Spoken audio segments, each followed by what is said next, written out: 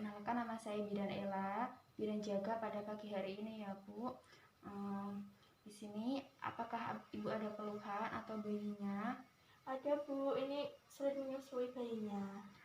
Baik, sebelumnya apakah Ibu sudah pernah mendengar tanda-tanda bahaya bagi bayi baru lahir Ibu? Belum Bu. Nah di sini kalau belum, saya akan memberikan konseling tentang tanda-tanda bahaya bayi baru lahir ya Bu. Ya Bu. Yang pertama yaitu seperti yang Ibu rasakan tadi, yaitu bayinya susah untuk menyusu atau susah minum. Ini biasanya ada kelainan pada bibir atau langit-langitnya ya Bu. Itu seperti bibir sumbing, seperti itu ya Bu. Dan untuk yang kedua yaitu bayi kejang. Bayi kejang ini bisa disebabkan karena demam tinggi ya Bu, dan akan terjadi infeksi pada tubuh bayi Ibu. Dan untuk yang ketiga yaitu bayi mengantuk.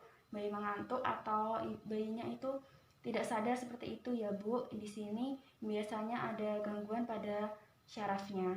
Dan untuk yang selanjutnya yaitu nafas. Jika nafasnya itu 30 sampai 60 detik per menit, itu Ibu harus waspada ya. Ibu harus memantaunya dan Ibu harus memperhatikan tarikan dinding dada bagian bawahnya ya Bu, apakah ikut tertarik atau tidak. Dan untuk selanjutnya yaitu merintih lemah atau bayi tidak bergerak dengan aktif. Ini biasanya terjadi itu ada kaitannya dengan jantung bayinya ya Bu. Jadi Ibu harus segera periksa ke dokter jika ada seperti itu atau bayi tidak mau menangis ya Bu. Dan selanjutnya yaitu warna kulit.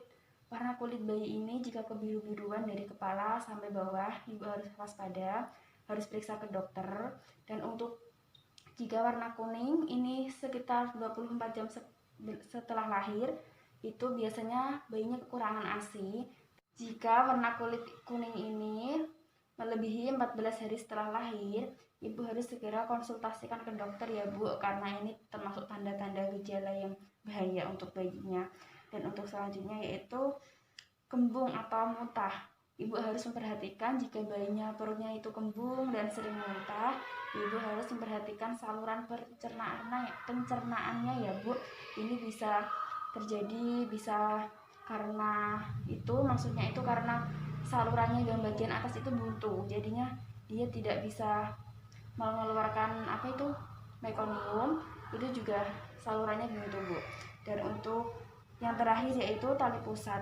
Jika di bagian tali pusat atau perut yang sekitar tali pusat itu kemerahan, bau busuk, dan mengeluarkan nanah, Ibu harus waspada ya. Ini harus segera diperiksakan ke dokter karena itu akan terjadinya infeksi. Dan biasanya ini terjadi karena entah itu pas waktu Ibu melahirkan, waktu pemotongan tali pusatnya itu guntingnya atau alatnya tidak steril, atau perawatan tali pusatnya itu kurang steril atau kurang bersih, seperti itu ya Bu. Jadi Ibu kalau salah satu tanda-tanda bahaya tadi ada pada bayi Ibu, harus segera konsultasikan ke dokter, periksa ke dokter atau tenaga kesehatan yang terdekat ya Bu. Apakah ada pertanyaan Ibu? Tidak Bu. Kalau tidak ada, saya rasa Ibu sudah paham ya. Ini saya akan mengevaluasi Ibu melalui memberikan pertanyaan. Sebutkan 2 tanda gejala pada bayi baru lahir ya Bu. Apa aja tadi? Itu bayi tidak mau menyusui, Ya. terus tali pusat mengeluarkan nanah atau berbau busuk. Ya, betul sekali. Jadi Ibu sudah paham ya Bu. Ingat pesan tadi, jangan lupa kalau ada keluhan langsung periksa ke tenaga kesehatan. Nah, saya rasa itu saja yang dapat saya sampaikan ya Bu. Terima kasih. Mohon maaf jika ada salah kata ya. Wassalamualaikum warahmatullahi wabarakatuh. Waalaikumsalam warahmatullahi wabarakatuh.